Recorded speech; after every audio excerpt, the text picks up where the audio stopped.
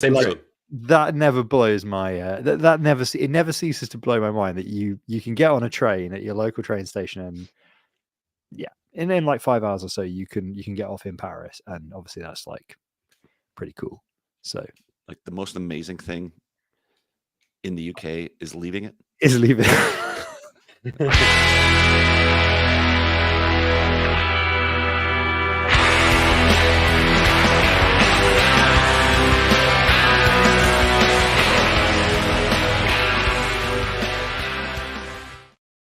Hello and welcome to Single Track Mind, the rail enthusiast podcast. We're talking long distance European train journeys this week. Obviously, we had a whole season on the one fucking train line in Australia, so we know we were testing our listeners' patience a little bit. So we're going to talk about a continent that has good rail links for a change. But first of all, I want to find out how my co-hosts are doing, fellas. You've just been at a big train conference, the biggest train conference in the world in Austin. Is it? I don't know if it was this year. maybe not this year. Maybe other years. But consensus is the biggest. Okay, I believe blockchain you. conference, right? Bigger than East Denver, surely. Oh, definitely not bigger this than year. Really? Well, no, you're right. You're right. Actually, that's good. That's a fair point. Like, okay, it's well, tough to tell the because discussion has started it early and spicily. Okay, it's tough to tell because Denver's so spread out. I guess they both have a shitload of side events. It always seems like Consensus has more side events, and so maybe there's like just people spread out more. The show floor is bigger. Actually, I don't even know. Right? East Denver's show floor might have been bigger this year. I think it is. And God, there are a couple events we went to and there were like 6 people there, and the teams were just like 12 team people, 6 not team people, and so everyone was standing around awkwardly like, hey. So real bear market energy. I thought we're in a bull again. It was weird. I think the show floor had a decent amount of people, but it wasn't packed. And then Schultze's right. Like, we went to a few events. We went to one event that we thought we were in the wrong event. Right? Yeah. And then some dude waved us over. He's like, "You guys look like you're looking for me." We're like, "I guess so." Yeah. And then that actually was a great event. I won't say what it was, because I don't want to. It wasn't embarrassing because it was like a last minute thing. It was no big deal, but it was like a last minute thing, and then we knew about it, and then we went to this thing. Was it Artifacts event? No, it was a Leo. So we went to an Leo thing, and literally it was just, I forget, it was Brendan, right? Who's the DevRel lead. No, I think he was like head of media or something. Marketing. That's right. He was on the marketing side. And he's like, yeah, we grabbed some appetizers and some beers. And it was really nice because Alex, CEO, was there. And like, we had a really nice conversation. It was actually one of the best conversations we had, just because there wasn't 1,000 people, right? And you just had a chance to sit down and we were able to joke about like just Aleo things, like the like the validator vote on whether mainnet's ready and all this kind of stuff. And we were able to have like really good conversations about that, where in the environment might be awkward. But we just literally sitting around having beers and like eating nachos and shit, which was really, really nice. It was also very unconsensus like. I think it was different. I mean, that sounds good. Yeah, it was. Yeah. Same thing at Barachain. We went to a Barachain event one of those nights. I remember it was early in the week though, so that might have been it too. But I think they were expecting like 700 people, and there was maybe a couple hundred, maybe like 150 or something like that. Which was also nice because we had a chance to meet everybody, and like there's a bunch of people there, which was cool. Like, there's nothing wrong with that. Like, I think it's fine. It doesn't really say anything, but it was a lot more. Everything was a lot more approachable this year than I thought it was in 2022. I've been describing it as intimate. Like, at the ETH Denver, you really couldn't interact with the teams. Like, you'd go there to actually talk to a specific team or person, right? And I think I only achieved that like 3 times because there was just so many people that me, with being introverted, like, I don't want to go butt into a conversation and be like, hey, this is my name and this is what I do. Because they're going to be like, well, I'm busy, don't care. So I don't want to deal with it. But at Consensus, because there was downtime, I don't want to say downtime, it's not quite the way to put it. There was less stress to like meet everyone and talk to everything. Right. People were willing to just kind of like pull you into the conversation, and you didn't have to have that additional mental overhead of like, how am I going to actually like make this work? It was just everyone was open to talking with people. Yeah, it was cool. And there's a lot of really good. I mean, there's a lot of really good people there, which you would expect. And there was a lot of surprising like Cosmos people there, because we knew Berlin was going. Was it Berlin? Is that where it was? Yeah.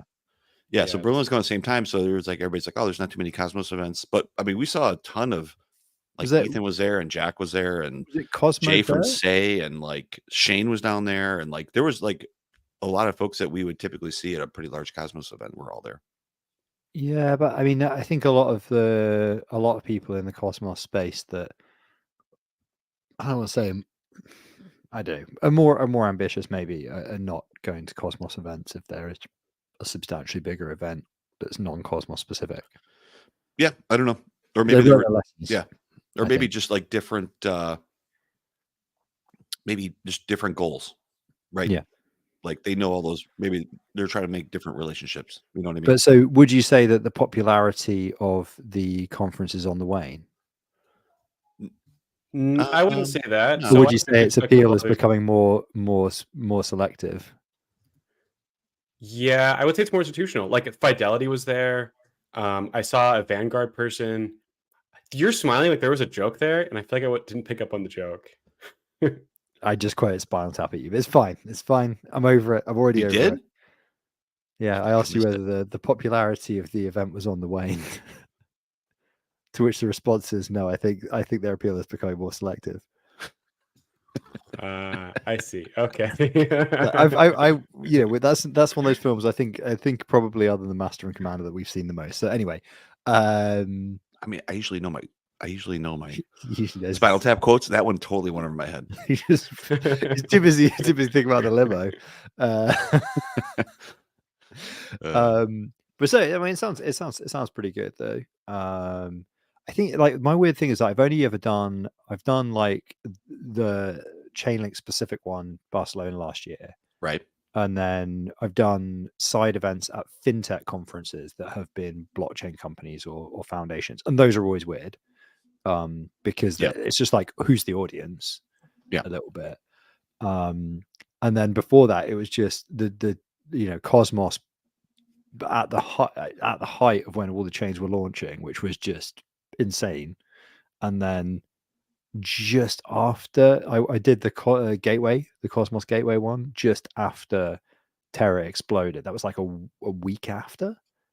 When you say Yep. exploded, do you mean like it fell apart, or isn't it got popular? That's an important No, distinction. it fell apart. So like Okay, got it. Cosmos Gateway was like 15th of May or something, 22. So like I think Terra had literally fallen apart like 14 days before. Like there were like the validators were stood around talking about like, hey, did you get wrecked? Like people were in the after event in a club in Prague being like, how much did you lose? So I don't know. I'm kind of like I really do at some point want to go to an industry conference for this space, which isn't like either like frothing total mania or like funeral after party. And we'll ignore all the fintech stuff because those have just been like a whatever, man. Like, but yeah, it sounds relatively good. Why do you think it was like more intimate this year? I think there's just less people. Do Yeah. you There's see nothing more than that. Yeah, but what? But I mean, but Like why? Is why there less people? Yeah, I don't know. but then 22. Because 22 was like full on bear at that point. Like Yeah. Yeah. everything Yeah. was I trading mean, yeah, downward. Bitcoin's at $70,000. I don't know. I mean, there's still a Lambo with like Shinu Inu fucking dogs plastered over it in the front. So like there's some of that shit is still there, right? There's people Quite a walking few around with Cybertrucks with ads on them. there's a lot of Cybertrucks with ads on. There's people walking around with the huge plastic gold chains. Like so there's a few of that still happening, but it wasn't as like crazy. And Schulte's right, there was a lot more suits, which is bullish. Yeah, There were a couple of events that I went to where I think I stood out as the youngest by like 20 years. And I was like, Damn, that's okay. crazy. I need to go to those. That's my crew. I mean, so I have a thesis, right? I've been thinking about. So like, obviously, I've been having a few. I've been trying to work out like some new business stuff. I've been also like doing some stuff where networking. Maybe it's networking, but I'm not, as you guys know, not super hooked in with what is going on in TradFi, right? But I now have like the tiniest crack, a window into it. as it reflects on what we do, right? Yeah. That I have acquired over the last 7 or 8 months or whatever. And I really do think there's like this, like, so I keep, I always go on about like Ethereum boomers and Bitcoin boomers, like, because the tech is just not there, but everybody's just grandfather, like, it's got market share, so people are just like building on top of it. It's just becoming this.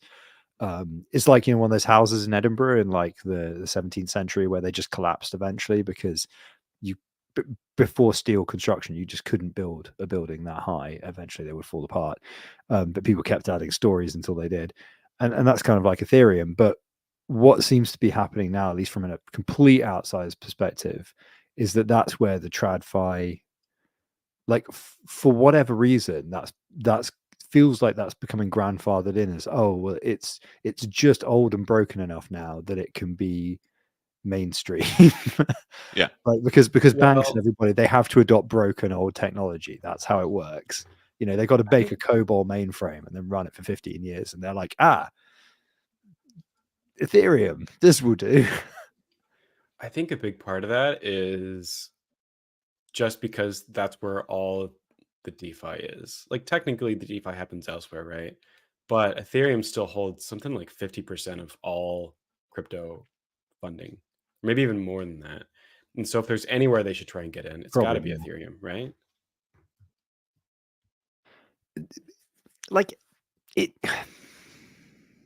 it genuinely is, but man, so I've had some conversations like in the last while where they've been like very casual, just like finding out what people are working on, trying to get a feel for like if research stuff that I'm working on dovetails with that, and also just like practically from a company perspective, if there's anything we do like consultancy or whatever that might tie in with that, like, I'm all fucking ears. I can't remember the second half of that joke. Somebody with big ears. Anyway, um, and I feel like there's these situations, when you have that voice, like when you're just having like a casual conversation, somebody says something and you're like, I could give you an idea here, and I don't know how much that idea is worth. And I know you won't pay me for this idea because you don't understand why it's a good idea. Like, for me to explain to you why this would be a good idea and potentially very profitable to you, I can't execute on it because of the situation that I'm in. You could execute on it. It wouldn't even cost you that much. It could be worth a lot of money to your company. But in order for, like, I can't just give you the idea. Like, it's not that simple. Like, you'd also need to understand it, appreciate the opportunity, and then execute on it. But like, you're like, there is no world in which I'm going to get paid for this idea. So should I just say it anyway? And I had one of those conversations a little while ago where I just punted the idea out there into open space, and somebody else in the room was like, oh, like, literally did the maths of like what they actually did get it, and then they were like, huh. And then the next time I met up with those people, they just casually were talking about that project, which is now like 2 months further along, and they're like, oh, and of course this part. And I was like, fuck, that's the bit I gave them. And I was like, oh, out of interest, why are you guys, what's the use case there? Because you're not doing, it was basically something to do with DAOs essentially. And they were like, and I was like, it doesn't seem like you're using that in the way that, like, I think a lot of people would. And they were like, oh no, because you launch a token, right? And if that ends up being worth $1 billion, then we just made $1 billion for free, right? And I was like, damn, they got both the completely degen case that I would have made and the sensible case I would have made, and they threw away the sensible case, kept the degen case. And if they make $1 billion, I gave away $1 billion idea for free. I can't believe this shit.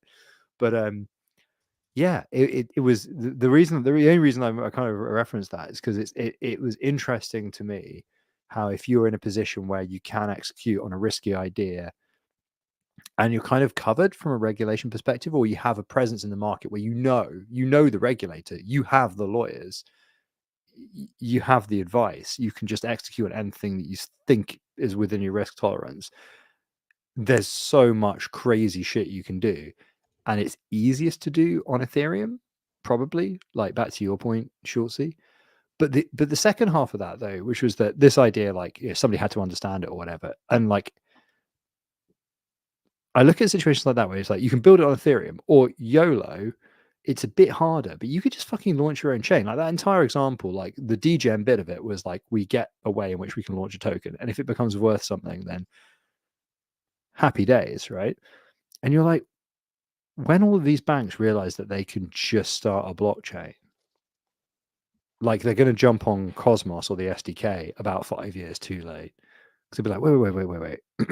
I can just start this blockchain in like 5 minutes, and I can just throw Cosmosm on top of it, or I can throw an EVM on top of it, even better, because Solidity is objectively better. We've lost that argument. Yeah,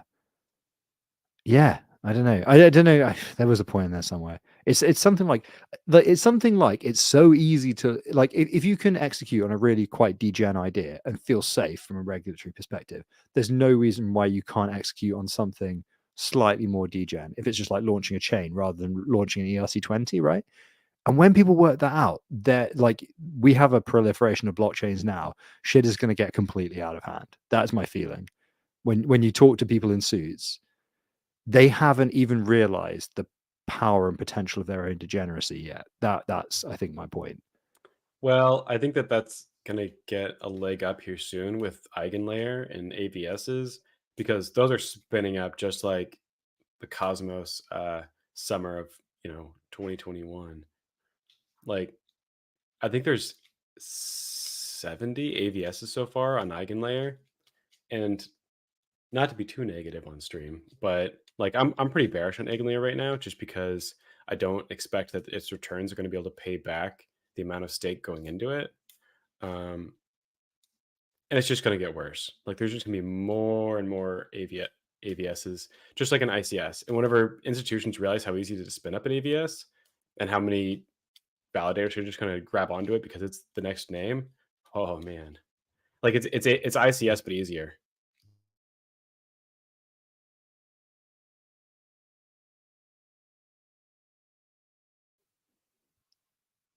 So, okay, dumb question.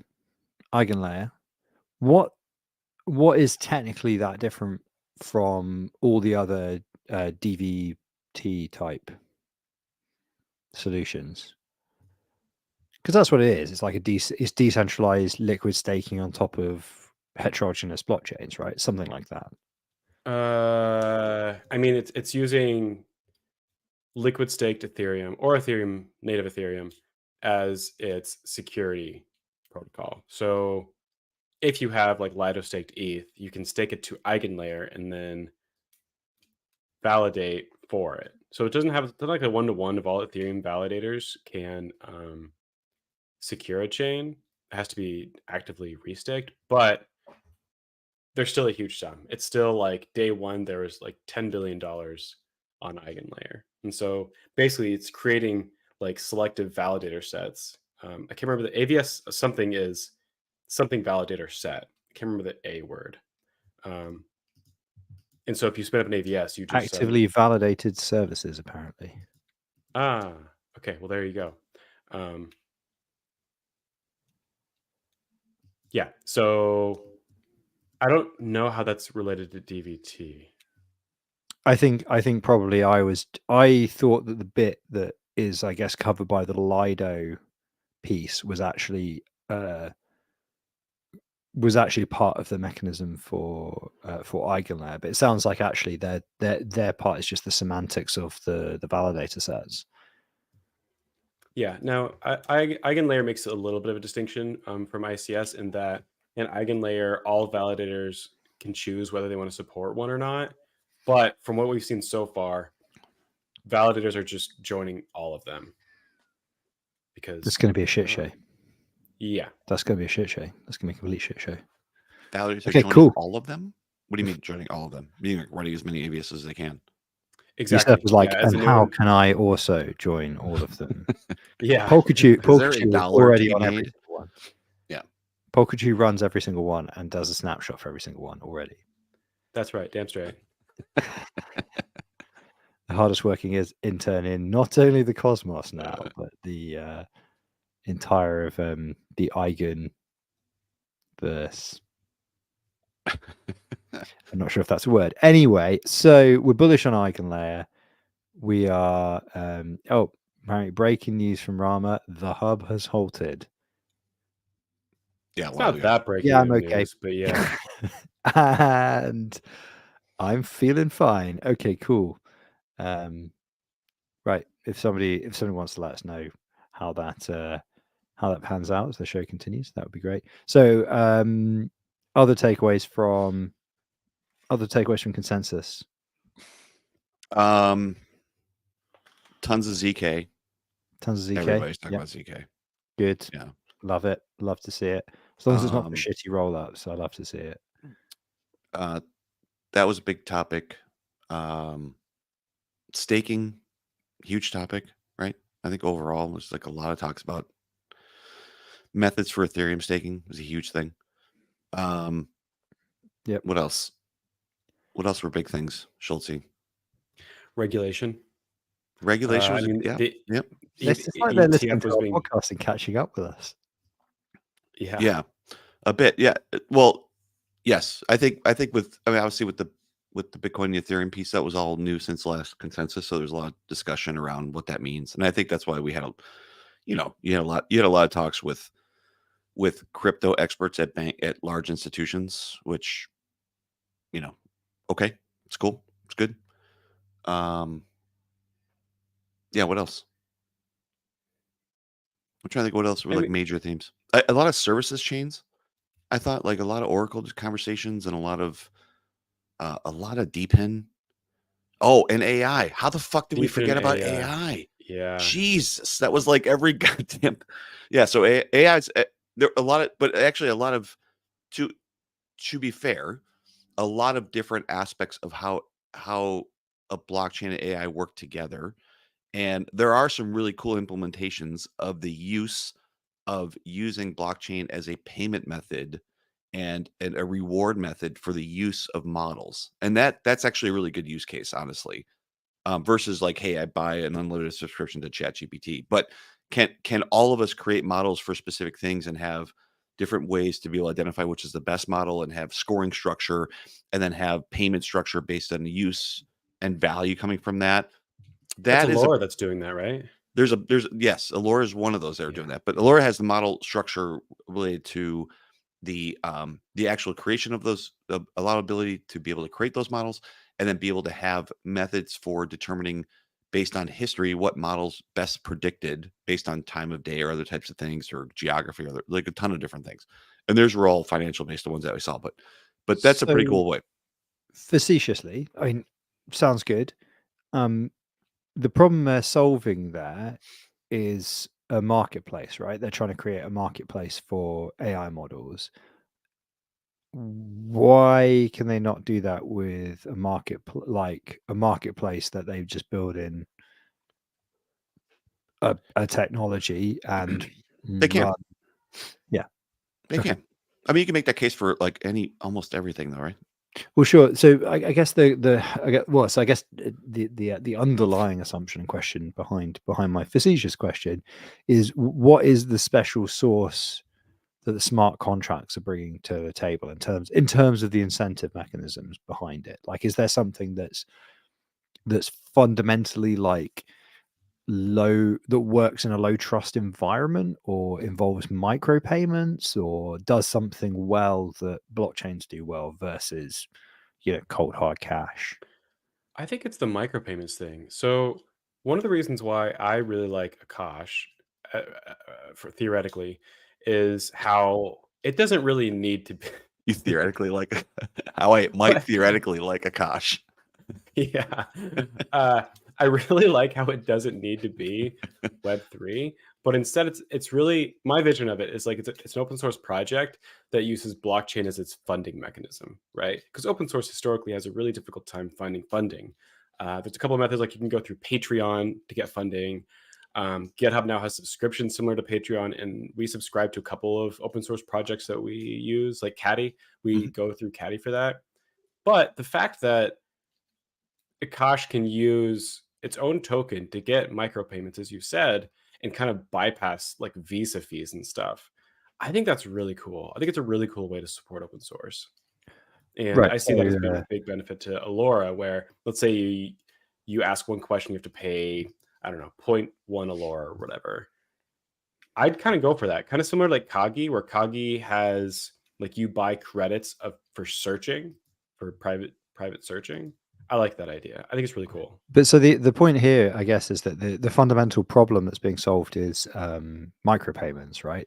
And in order to solve it, a foundation is selling you a token. I mean, you might buy it over an exchange, a DEX or a SEX, doesn't really matter. But essentially, there's an intermediary who has minted that, which is the foundation or the developers or whatever. They have created intermediation in order to sell you the payment to then do the thing. Like that is really interesting, because like one of the main things we're supposed to be doing here with blockchains is disintermediation, right? Which is splitting, like taking away B2B and being like B2C or C2C type interactions. Like everything is a marketplace, everything is incentives, smart contracts will do the rest, right? That's business to consumer and consumer to consumer. Yes, sorry, yes. Yeah. So like basically removing middlemen, if you like, right? Disintermediation, removing middleman. But what we're actually kind of doing is going, well, there's actually, we're adding a different middleman with potentially a lower or different cost basis or cost structure, right? The Akash system is, the cost structure is different from AWS. It isn't necessarily cheaper, and you also need to have AKT, which conveniently will also make money for the ecosystem of people that depend on that, the validators, developers, the whatever, who are all middlemen actually. And as validators, we are part of the intermediation of these services. So I guess it's just like a continuing thing that I guess I find pretty interesting as like one of the founding use cases, and the things that both academics and people who are kind of theoretically or ideologically minded in the blockchain space do talk a lot about disintermediation. And actually, like what we're doing is like we're just shifting around the agents a lot of the time. Like the thing that disintermediates is cash, right? Private money doesn't, because if you spend with a Visa card, right, Visa making bank on that, and the usually the people you're buying from, the cool coffee shop you go to, Schultz, I'm guessing it's probably quite a cool coffee shop. The vendor might be sucking up the payment charge, right? Because people expect to pay on the card, right? Mm-hmm.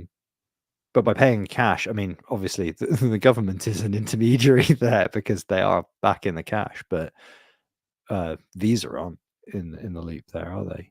I mean, that's an interesting point. So it's like the question is it more beneficial as a team to have indirect intermediaries, which would be the validation stuff, or direct? You can see you pay Visa 40 cents plus 3% for every transaction versus how much our validator selling tokens drawing down the price. Right. At which point you then eventually get to the point where you're like, well, hang on, you don't need a token at all.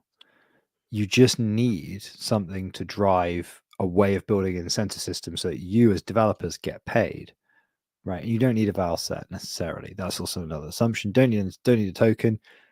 Don't need a chain, probably, because you don't need to worry about double spending if you haven't got a token. Don't need a val set. Don't need blockchain undermines itself, I think, in a lot of these use cases, is the shower thought I've been having lately. I think you need smart contracts. Like, I think smart contracts is source. I think that's actually really nice source. I think the bit that's actually good, the blockchain's good for, is ensuring the smart contracts don't do weird double spendy shit. Or like, essentially like, what's the word I'm looking for? The thing that takes ages when a Cosmos chain starts. What is that? Validators. The checks. What are they called? Invariance checks. Invariance, right? Yeah, exactly right. So invariance, system integrity check. Like the thing that blockchain's quite good for is that kind of stuff, right? There's the scaffolding you can put around like a smart contract VM. But all the token and all that other stuff, I don't know, man. Like I think as long as a smart contract can deal with an external representation of value, which is purely in the hands of the programmer, man. Like Anyway, AI was a huge theme.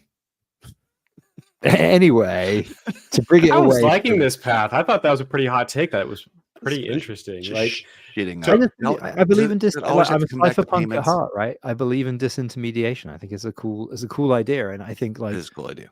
one of the things that as I've been working with people who are working on cash systems and who are very privacy conscious, I've started using cash more because I've been brainwashed. And in 2024, right, try and live a week using cash, right? That is my It's advice to fucking you. brutal. Yeah. No, seriously, this is a good experiment with how much financial intermediation is actually present in your life. Try and use cash for a few days. Like I've tried to do this recently. You hit a brick wall very, very quickly. You start having to go and shop at different places, to buy your coffee at different places, to buy your lunch at different places. And I think the analogy kind of holds true for blockchains and all that sort of stuff, except that you literally hit the brick wall as soon as you try and move from one blockchain to another. And like IBC is good for that, right? You can have, but it makes you realize like how insanely complex this can get if like essentially every blockchain is a walled garden, right? And I guess that's why the attraction of all these eigenlayer type things is that they just go, just use ETH. ETH is the US dollar of blockchains. It's like, no. ETH is a shit version of the US dollar. Like you should use a stable coin before you use ETH, although you maybe shouldn't use a stable coin for other reasons. But I don't know. Whatever. Shower thoughts. It's sad because I've been trying to get away from cash for so long, and now now that I love not carrying cash. Like that was like one of my favorite things. I'm trying to get away from that, and then now for that for all that desire, I've created a world that, God damn it, you're right. They're like there's so many intermediaries between those types of things.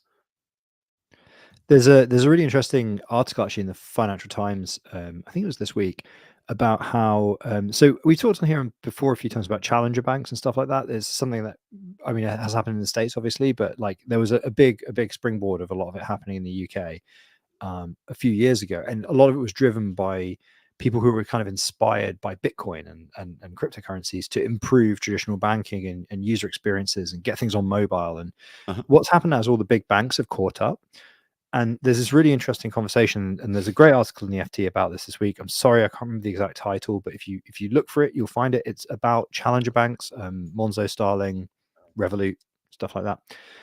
And they basically take some user usage numbers, and they hypothesize that a lot of people use these challenger banks to have a really good user experience, essentially as like cash clearing, but they actually keep their money and their like salary or whatever will go into a traditional, like what you call a high street bank, like a big bank. One of the ones that's come over to the UK recently that's apparently massively growing is Chase, right, which is a high street bank for you guys.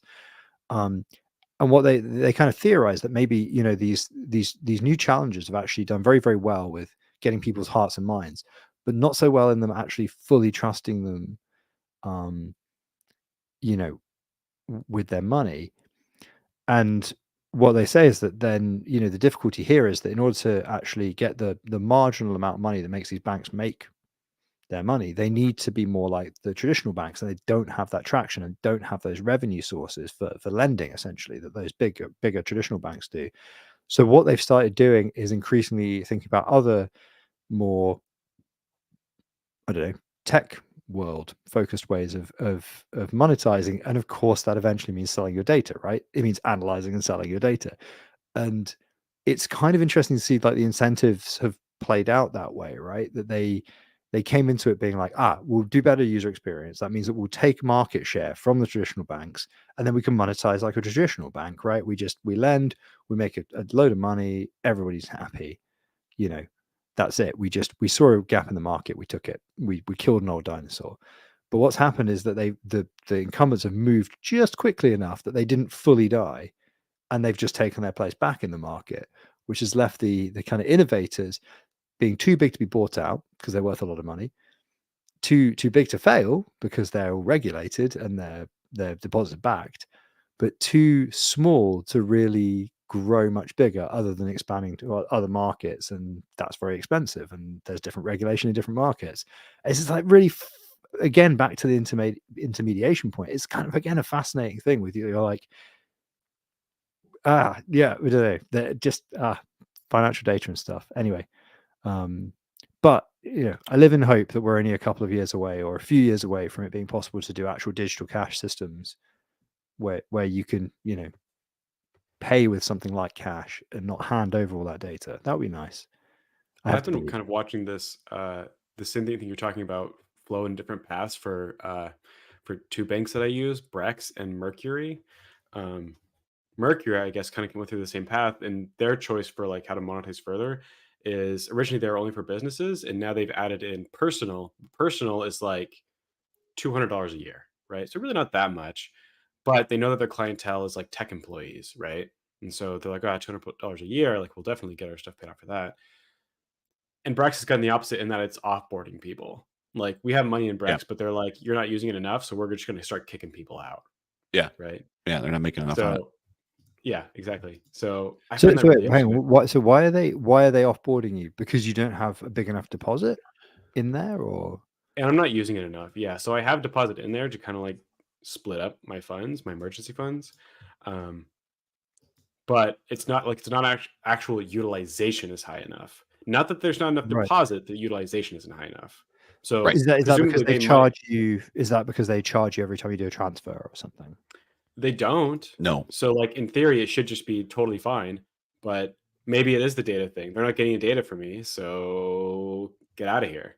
So like I'm Well, pulling all my That's assets and really stuff from interesting. Brex. Yeah. well, Brex also, I don't think the banking themselves, they don't make any money on, but like we use Brex card for a bunch of things, right? So they take a percentage off of that, like, cause it's a MasterCard, but it's cleared out daily. So they make something off of that. They have like, now they're starting to do obviously invoice payments where they take a piece out of the invoice. So there's no money in banking.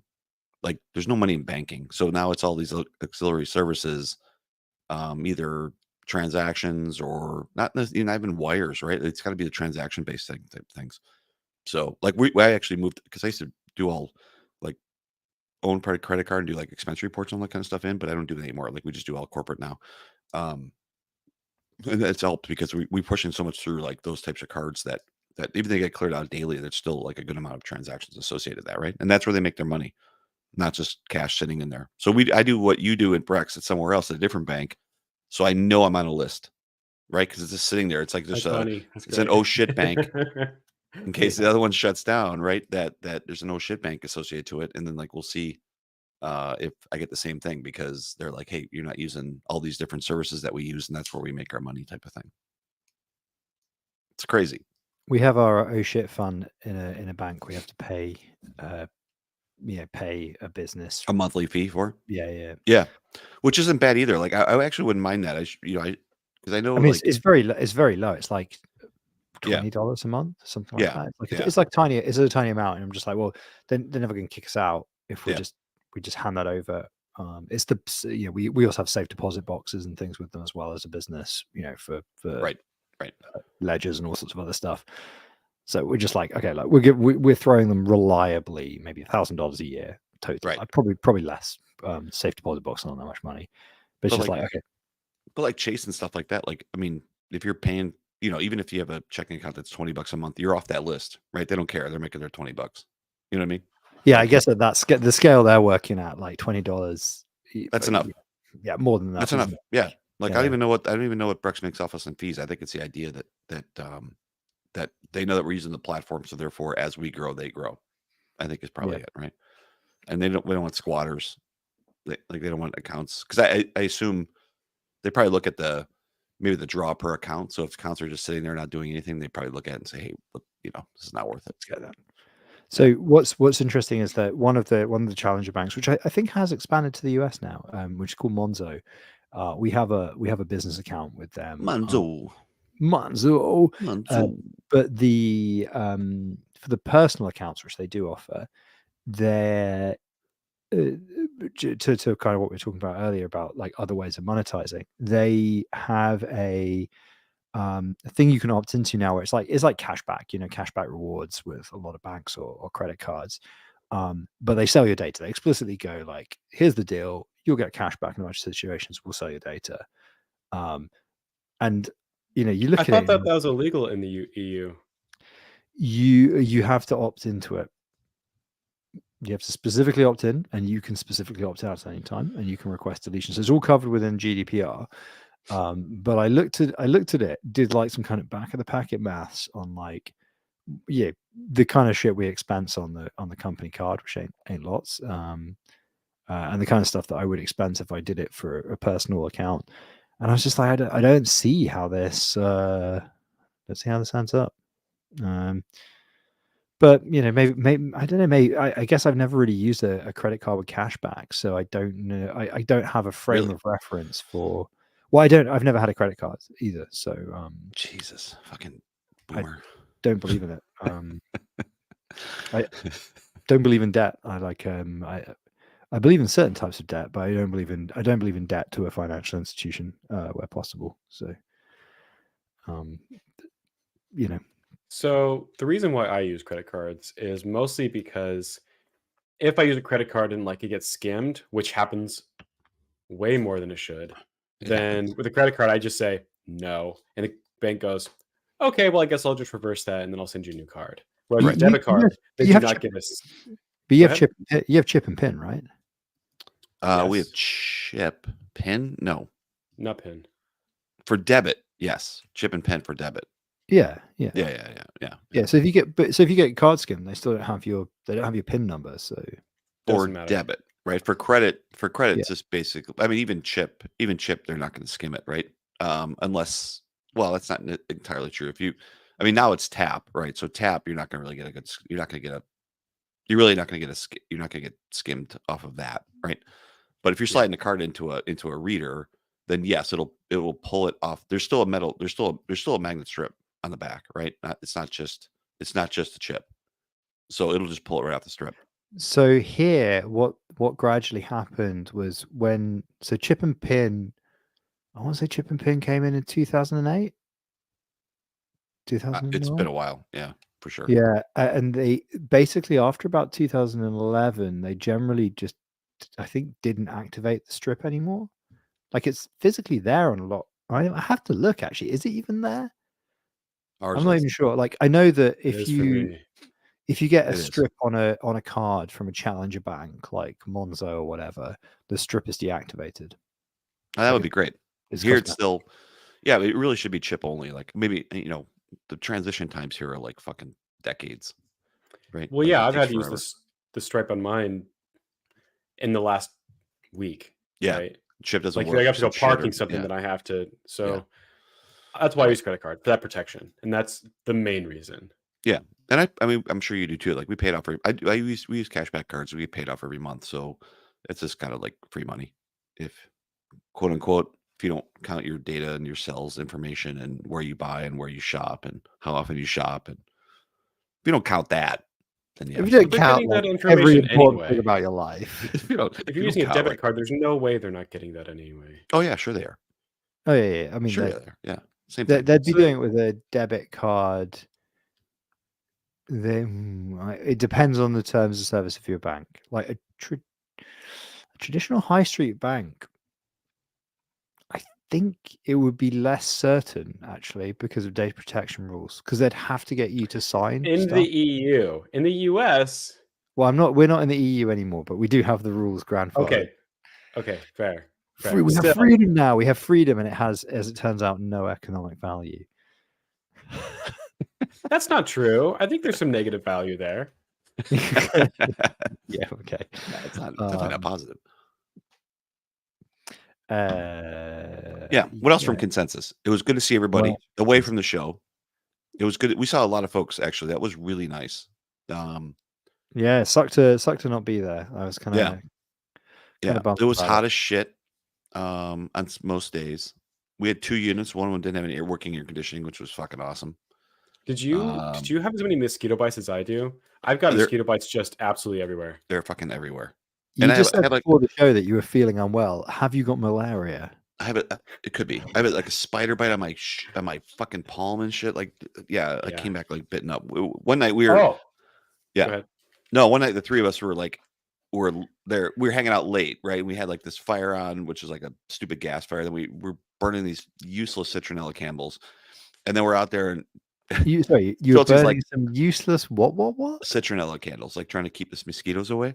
And they were everywhere, like they were all over the place. It was dark in there. We couldn't see anything. And then Schultz is like, I think I'm getting bit up. I'm like, I think I am too. And then we go inside. We're like, I'm just covered. This is fucking this Yeah, mosquito and they're bites the little everywhere. mosquitoes. You couldn't even see them. Like in Yeah, they're Oregon, at least they have the decency to be like this big, so you can go. right. Right. Yeah. They were like on my my elbows and everything else. So we saw we saw like a lot of teams. We saw the SATA team was there. Peter's in chat right now. It's good to see you, Peter.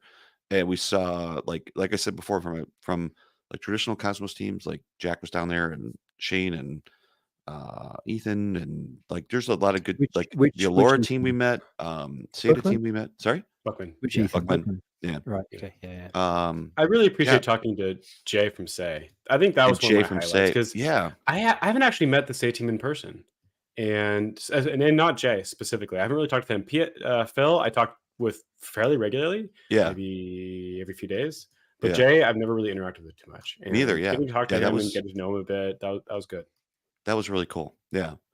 Yeah, it was great, and like it was nice to be able to see different teams and like put them together. Like, hey, do you guys know each other? Like that type of thing. That was really fun. But yeah, that was really cool. Then obviously we saw Bosco from Silk Nodes was there. Obviously Schultze and Null flew in, which is the reason he's not here tonight because I left him Saturday morning. He was there for a couple more days, right? He flew Monday, I think. Monday US time. I think he landed like this morning, Thursday morning Australian time. And so like he was dragging ass like just for this is a long day. I can't believe he did it for such a short was like time as well. He must have been jet lagged a week the entire time. No, actually did pretty well. I think coming this way it's a little bit better because he just stayed up. You know what I mean? So it's just like a really long day. Coming Right? back home from the US is always easier than going out for sure. Right. Right. So he's going. So basically, so it's a little bit rougher going the other way. Whenever I go to the West Coast, I'm always just so fucked. I can't do anything, and then it's like, oh, it's time to come home, and I'm like, what the fuck? I've only just got over the jet lag, and then you just like, I once came back from the West Coast, and I went into work that morning. Like I did a red eye back from the West Coast of the US. Got off the plane, got on a train. Just literally went straight in, like, because I just had to carry on, walked straight into the office. Yeah.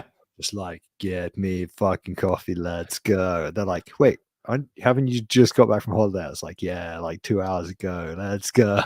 You gotta fight through it.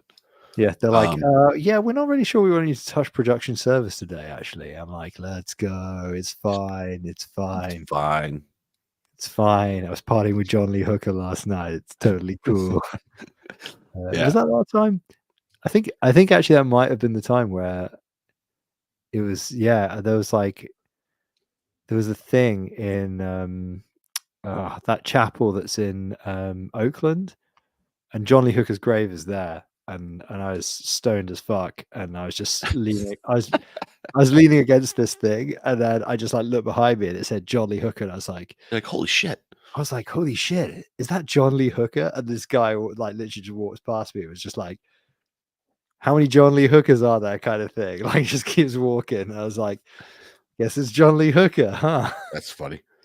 Because it wasn't like a small, because they were like, there was some like, because it was like a big public mausoleum, I think.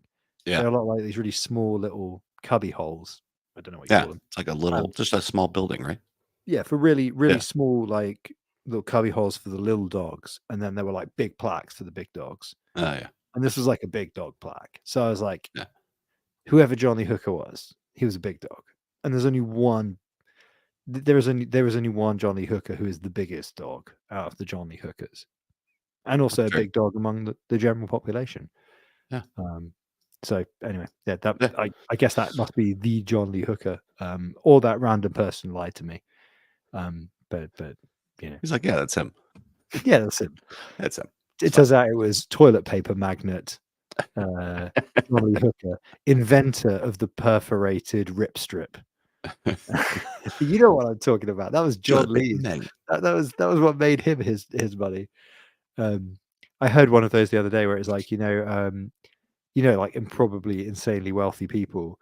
It was something like, how some fruit comes in a bag where the hole is just big enough that you can kind of get the tip of a finger in and then it just rips. But the actual the way the material is weaved is like in a double interlocked hexagon. So the bag the fruit is in is actually really strong and Yeah. light until you Yeah. put a finger through and just bam, and you can just get your oranges out. What Yeah. the fuck does that have to do with John Lee Hooker? My point is like, so I made the joke about the toilet paper perforation Oh, guy okay. All right. All right. being a zillionaire, and I'm like, I was oh, picking up what you were putting down. The other John Lee I was Hooker, getting it. who yeah, created the other John Lee Hooker, you know, Jonathan Lee Hooker, who created the rippable orange bag. the rippable toilet seat, the rippable toilet seat, the rippable toilet paper strip, the rippable orange bag. You know, he made a lot of rippable items, and All right. So the question: that any other follow up Yeah. items from consensus? Any other final thoughts before we move off this fucking topic? I'll add one bug thought. I got woken up by a cockroach landing on my face in the middle of the night. We did not have the most amazing Airbnb. I will So, say so, that. so the thing is, right, in the run up to consensus, there was like this, oh, we've got this sick Airbnb. It's going to be totally awesome. Was it just like that expectation reality picture where it's like a horse and the back half is really detailed and the front half is just like a kid's sketch? I went after a place that was like really walkable to everything, which that place was. Like we could walk up the 6th Street. There was coffee and liquor store nearby. That's the only two that I actually looked up. Outside of the two things I looked up, there was This coffee and sounds liquor store familiar nearby. from On when I top of stayed that, with you all there was at also that chain link thing. nice It's like, restaurants. There's a liquor store in the basement, Fred. That's all I look for. Right, Honestly, okay, that's all this I is look why for. this place has been chosen. Oh yeah, and the venue's around the corner. Oh, okay, right. Yeah. And the venue's on the corner. We walked from the venue back to the house many times. And that was really nice because I feel at East Denver, like half the time I'm in a freaking Uber. Like everything is 20 minutes away, and you got to like plan out because these two events are, oh shit, we're gonna sit in a car for 25 minutes, right? And it's just exhausting. And so to be able to walk back and forth, that was really nice. Like you could walk from the venue to the house in like 15 minutes, like if you hauled ass. That was cool. So the only issue with that is every one of those houses in that area are either like they are lifers, like they've been there forever, and the houses are really run down and like they're just beat up, and the house is worth nothing, but the lot's worth like $1 million, or they converted them into like VRBO Airbnbs, and they're run by organizations, not people, right? They're run by companies who buying $1-2 million places and turning them into place, and they put no money into them. And so this place was for sale, which I didn't look at Zillow. Sometimes I do look at see if the rental is also for sale. That's usually a red flag. That means they're not putting any money into it. And this place, they haven't put any money into it. Like they probably did it like maybe 5 years ago. Air conditioners were kind of shitty. The outside was kind of beat up. Like it wasn't awful, right? But there wasn't really like it wasn't amazing. And then the AC units in one of the units was totally broken. I've been arguing with them, trying to get a refund and stuff, which was really disappointing because like John and like a couple other guys from Artifact couldn't stick around because it was miserable. Like it just didn't work. So yeah. Anyway, so it's kind of it's like a trade off between those two things. So next time I think I wasn't really. I looked at it for like a day. Like I threw some options out, and the place looked fine, and it wasn't. Next time you need to throw bull market validated dollars around.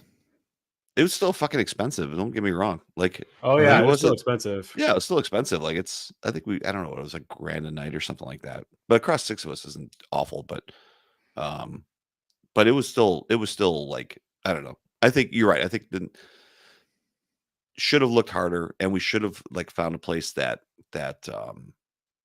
was, maybe we could have given up on the location and try to find something else, because the location was kind of what I was driving off of.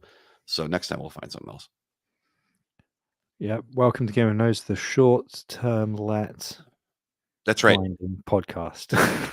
That's right. I just realized that I did the shtick at the top of the show, and at no point did I then actually correct and say, welcome to Game of Nodes. This is how you can tell I've not done the podcast in 2 weeks. Oh, wait, maybe you didn't. No, I didn't. So, all right. Do you want to do some news? Any news to do? Everybody's going to crack their knuckles, adjust, get the necks all loose.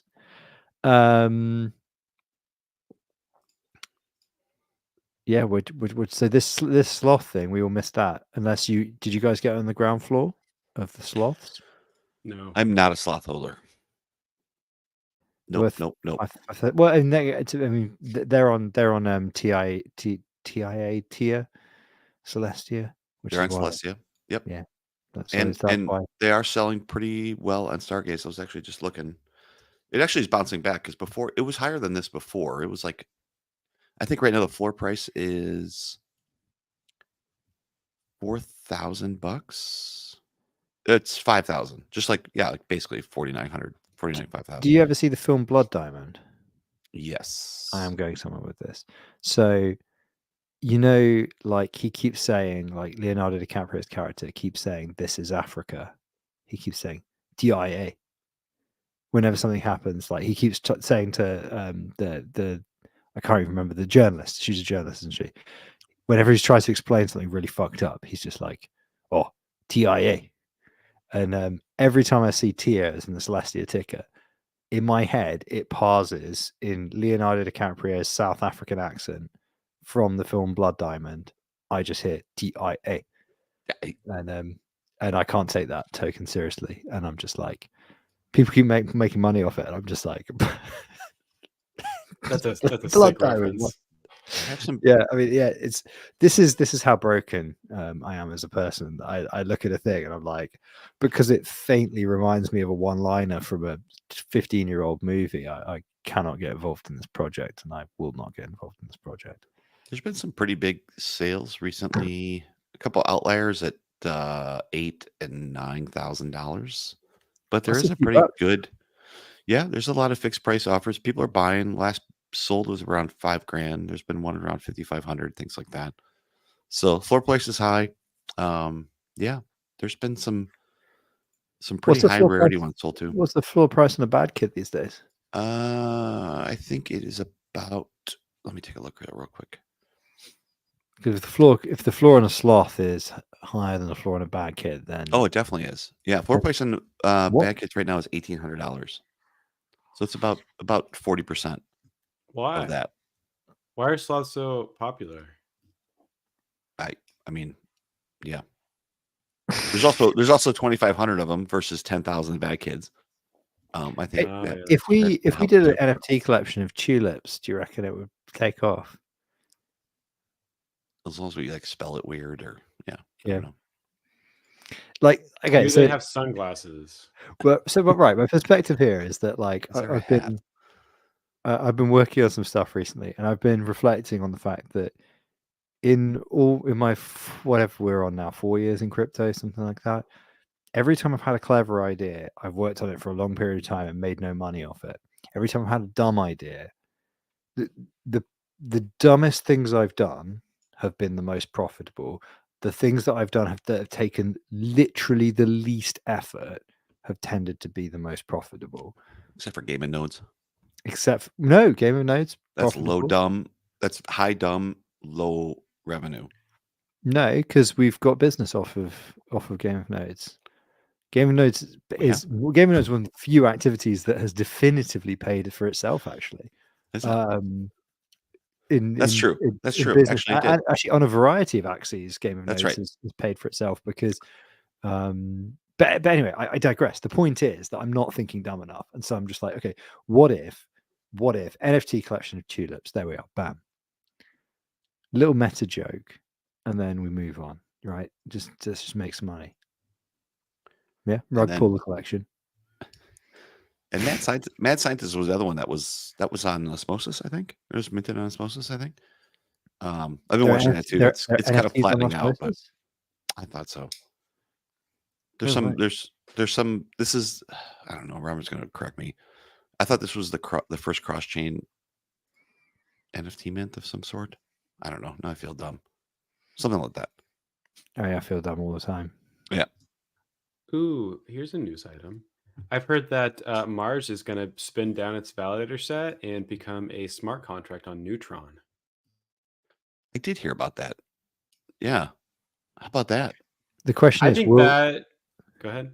will it do that before we deactivate our Mars validator, which we have we've had on the pending pile since March? You don't care very much when you won't even deactivate it. Like it involves not- getting that's a great. ledger out of a bank vault. So not an ICF chain, a smart contract on an ICF chain.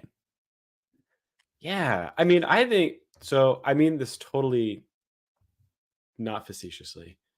I think that's courage. That's capital C courage. That's like we should do the same for Chihuahua, except that should just go to Dow Dow Yeah. and a dozen other chains. I'm a huge fan.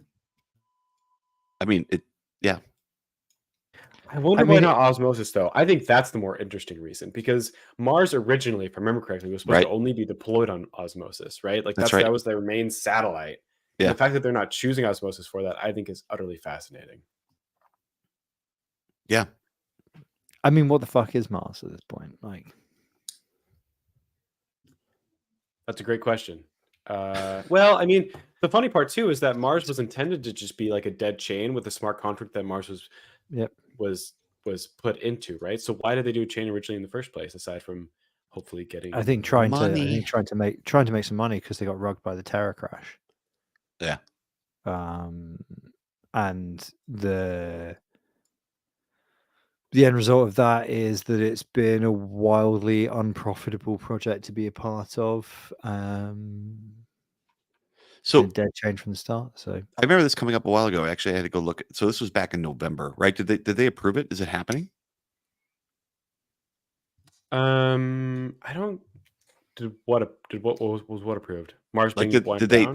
put it like, was it like a governance structure that they were going to make a decision associated with this, or what were they doing? So I've only read a tweet so far. Okay. That was like their plan for how they're going to unravel from the team. I don't know that there's been a governance thing yet.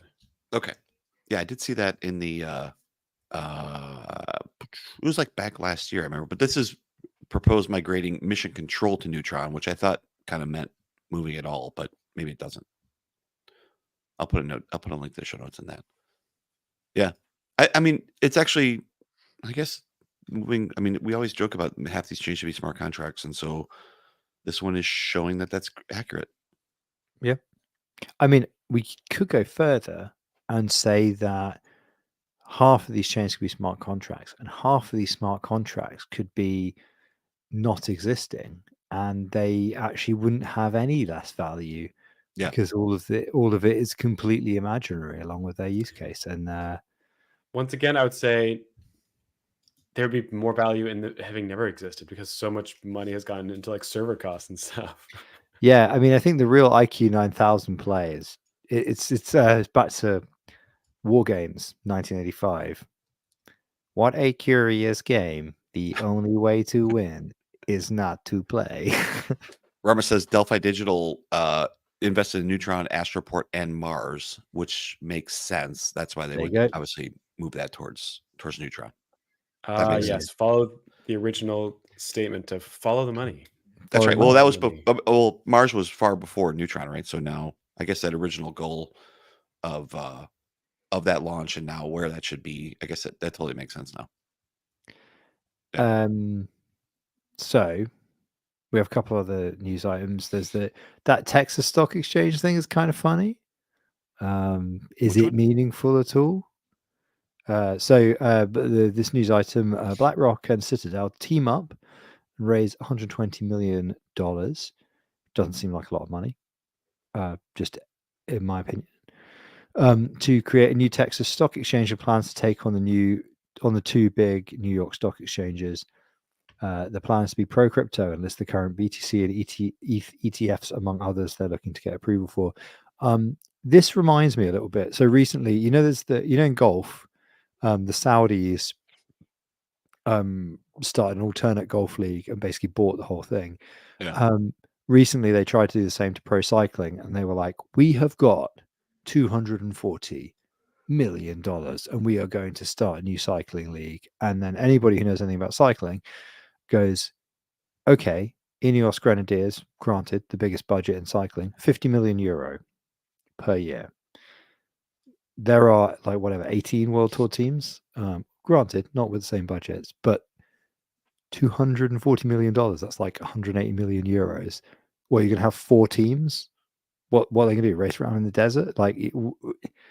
And bear in mind that if you compete in an alternative league that's not approved by the UCI, you don't ride the Tour de France, which is like the third most viewed sporting event in the world and the only one that matters to every single World Tour team. In fact, they have to ride it, otherwise they lose their license.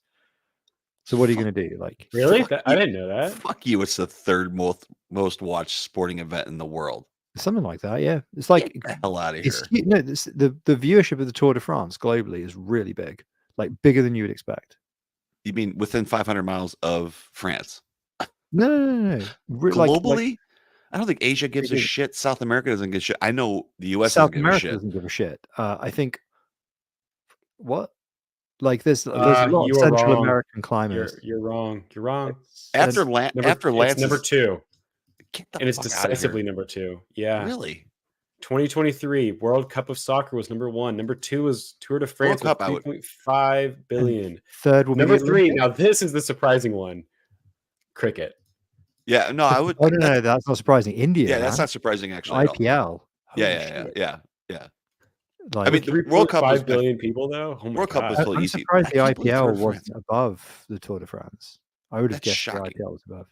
No, the Tour de France is massive. I think you don't. Yeah, it's huge. It is a massive sporting event. I know it. I believe that. I just didn't think it was number 2 in that list. I would think it would be like top 10. But Yeah, that seems insane.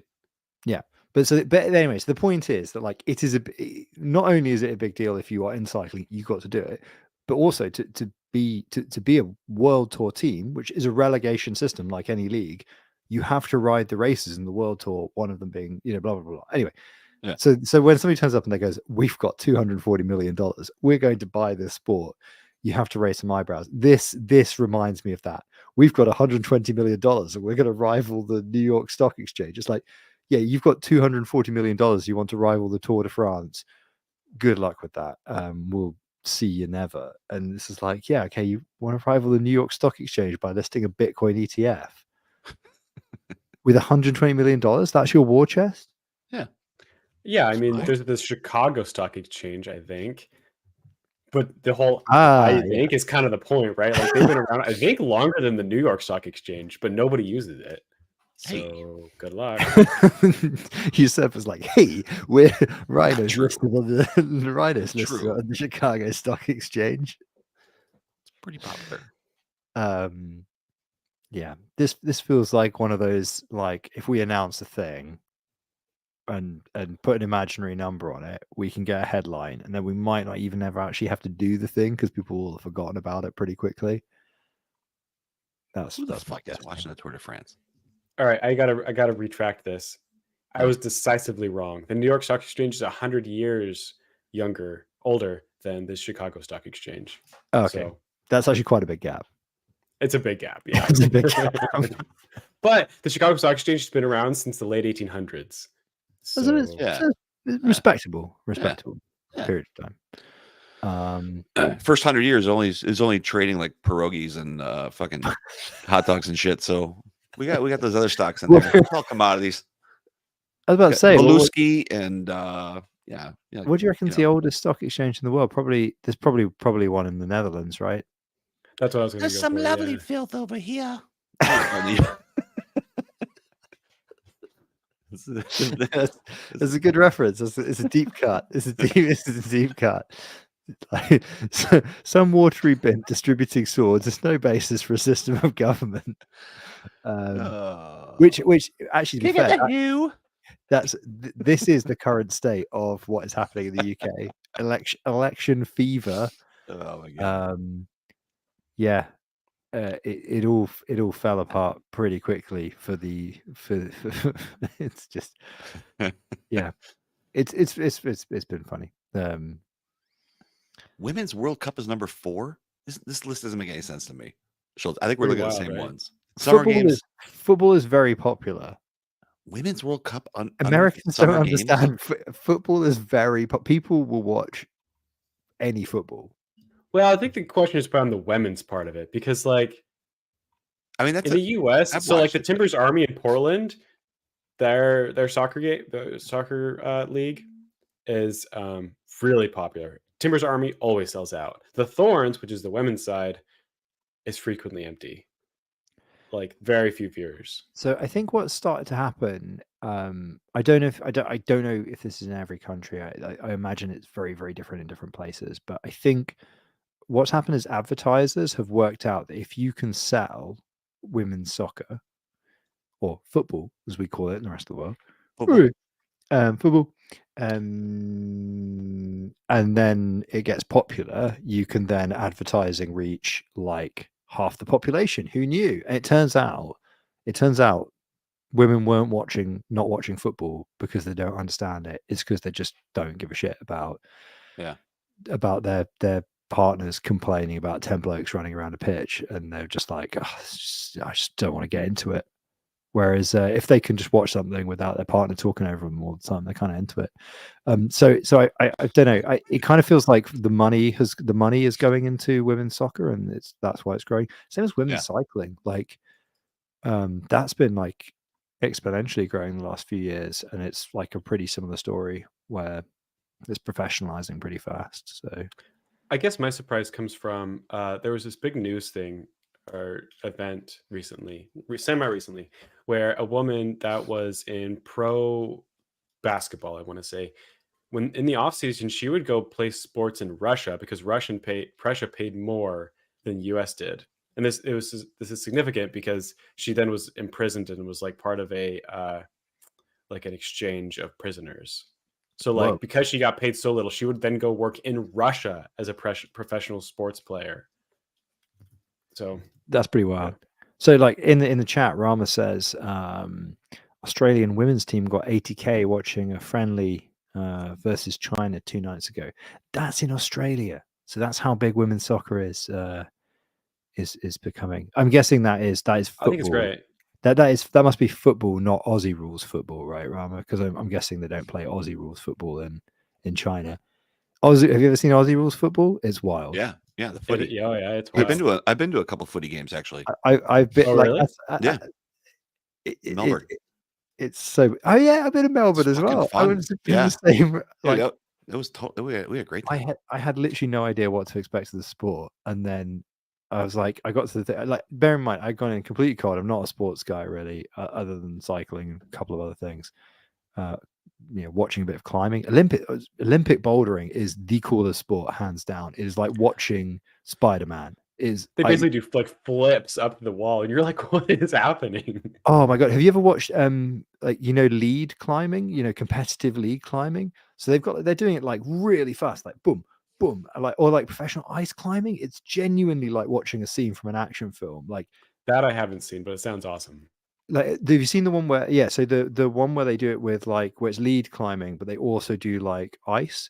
So they have crampons, and they sometimes will suspend like on chains like a block of ice or a block of simulated ice in between two of the what do they call them? They call what do they call a climbing challenge? They call it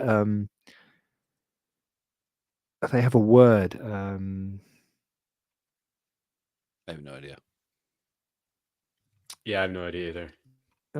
It's not problem, but they have a word for like a thing that needs solving, and they'll have like two walls and then like a chunk just suspended in the air, and then they would be like, well, there's nothing for it. And they're just like leap. You're just like, whoa, what the fuck is this? This is insane. This is like an action film. But yeah, climbing is sick, isn't it? But yeah, no, I just walked into the arena and was like, why is the pitch oval shaped? This isn't cricket. And then they get the ball and then they start running with it in their hands, and you're like, wait, this isn't rugby. You're just like, this is all wrong. This is all the sports back to front. I don't understand. I guess you guys know what rugby is, right? It's basically like American football, but not. I played collegiate rugby. Yeah. Okay. Do you know how it got invented? I don't. It got invented in rugby, obviously. And I want to say he was a private schoolboy. Let's say that. Why not? Some guy called Ellis. Let's say Ellis Webb. Might have that a bit wrong. Just picked up the ball in a game where you weren't allowed to pick up the ball, and he ran with it. And they were like, boys will be boys, and a new sport was born out of male privilege. There you go, rugby. And now you have hookers. Like that's an important distinction in rugby. Yeah, I was the hooker in my team. I didn't have the build for a hooker. I was a winger. You can tell I'm a lank. I was a wing. I have no strength. So, a friend of mine was front row, like a prop, and He was so good. I once saw him tackle somebody and then adjust in midair to tackle somebody else using the body weight of the person he'd just knocked to the ground. That person popped past and he just adjusted off of them, took out the other guy. We had someone that played on our team who, like, all of us were like 210 pounds or so. So I was like 40 pounds more than I am now. This guy was 300 pounds of muscle, I swear to God. And he was like 6'8". So he would come running past and he would just throw people out of the way because with a 100-pound difference, and he was like pure muscle. So like when you went down and guard the ball, when he wanted you to move, he would just pick you up, throw you, and then go running.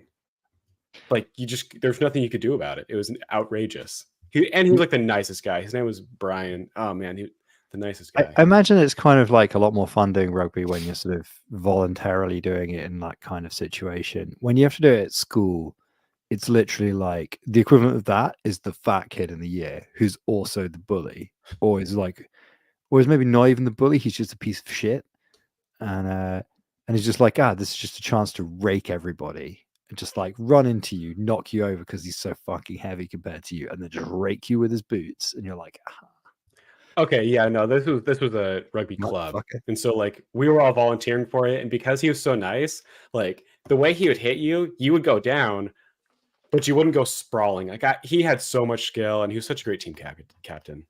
I did it at university, and I was in the smallest hall of residence at my university. So we had 200 people, right? So university of, I think, 40,000 undergraduates. Our hall was 200 people, right? Obviously, mixed gender as well.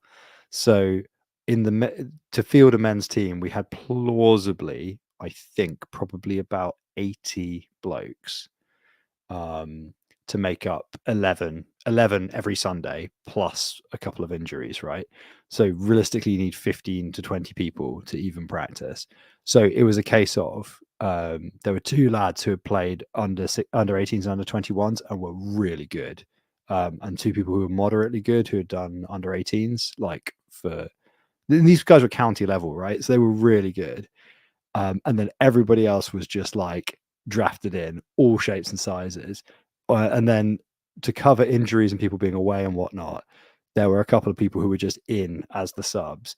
And one of them he was about 5'2". He had played a bit in private school in Hong Kong. He was 5'2", probably about 60 kilos. I don't know what that is in pounds, about 100 pounds. No, about 130 pounds, something like that.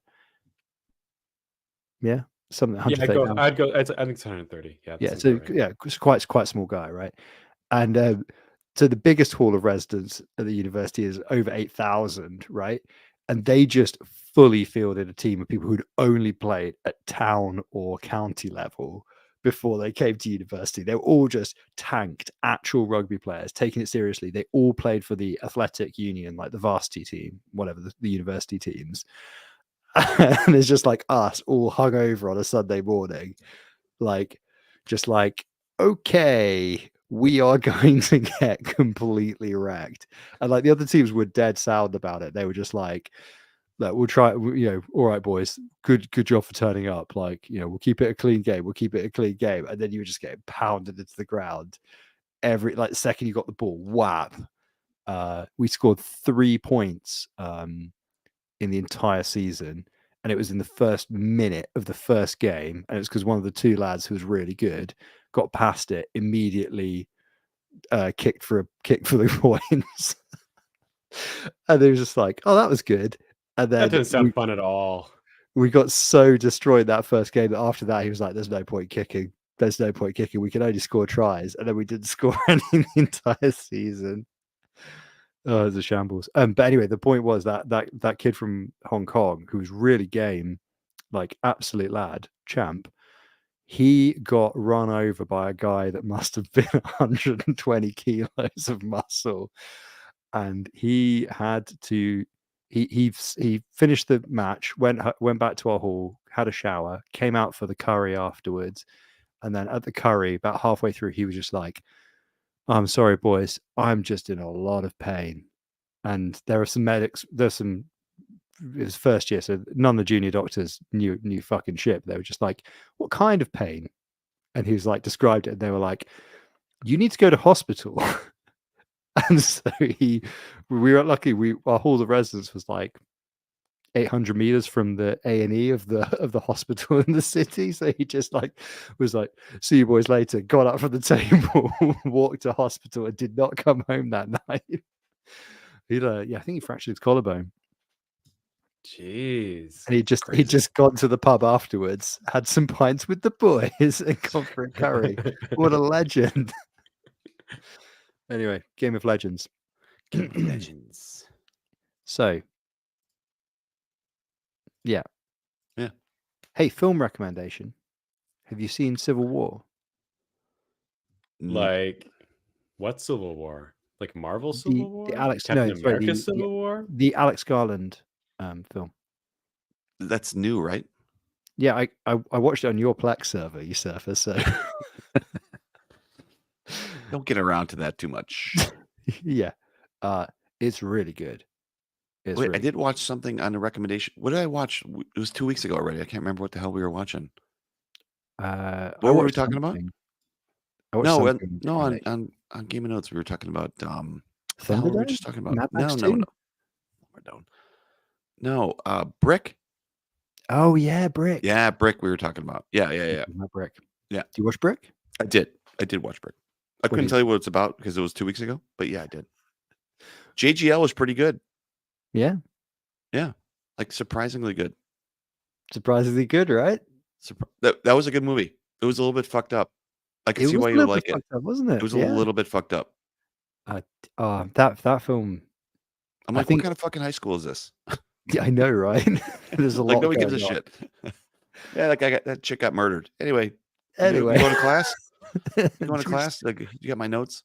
Yeah, should we just keep on being kind of vaguely depressed and taking drugs? Yeah, why not? Exactly. Exactly. It's totally what it was.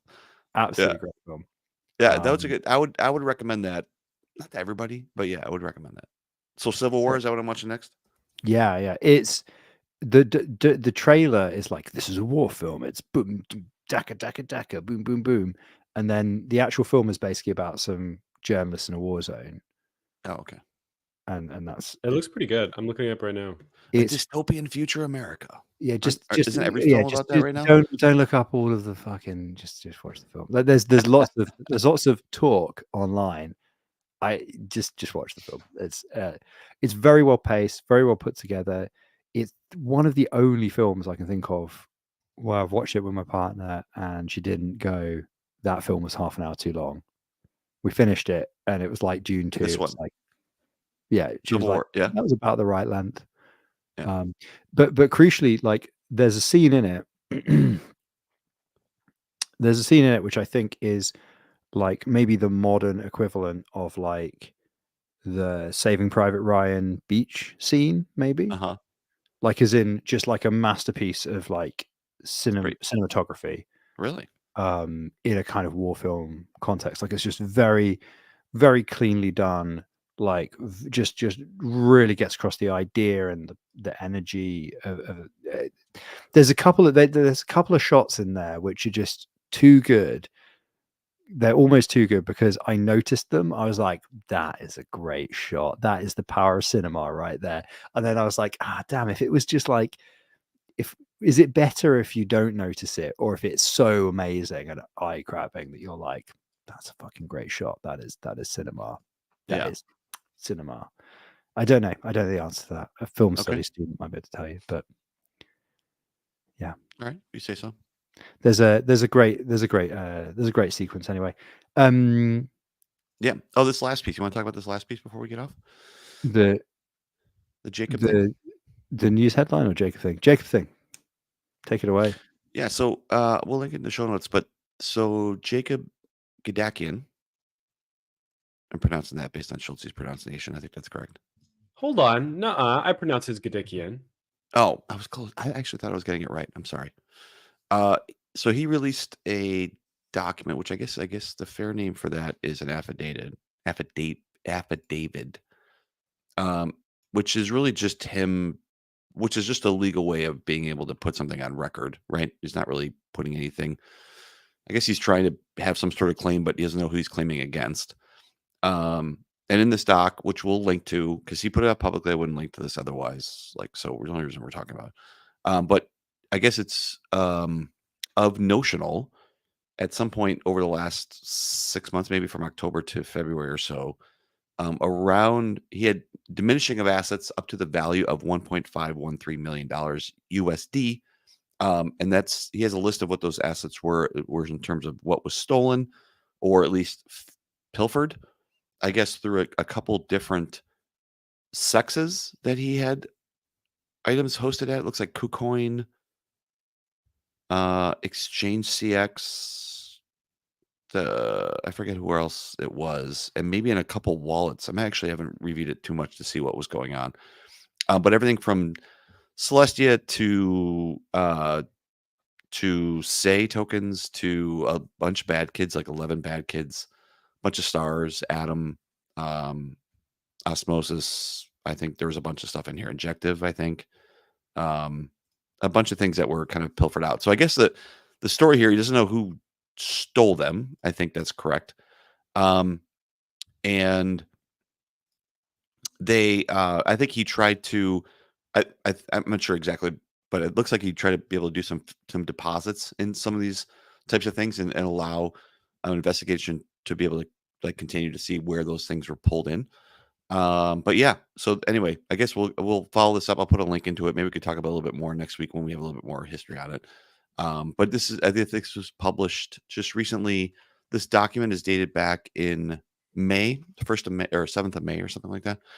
And you know, I mean, honestly, I know we had some conversation about like team members of Notional leaving, and I think Robert might have said something around some wallet mnemonics being in a shared 1Password account, meaning like a team password account where you might have multiple team members that might have access to that. I'm not sure if that's exactly correct, but if that was the case, and depending on how those wallets were stolen or how some of those assets were pilfered, or even if they were stolen out of CX or out of sexes as well, or if they were just purely hot wallets, I mean, regardless, no, don't want to have anything stolen from anybody.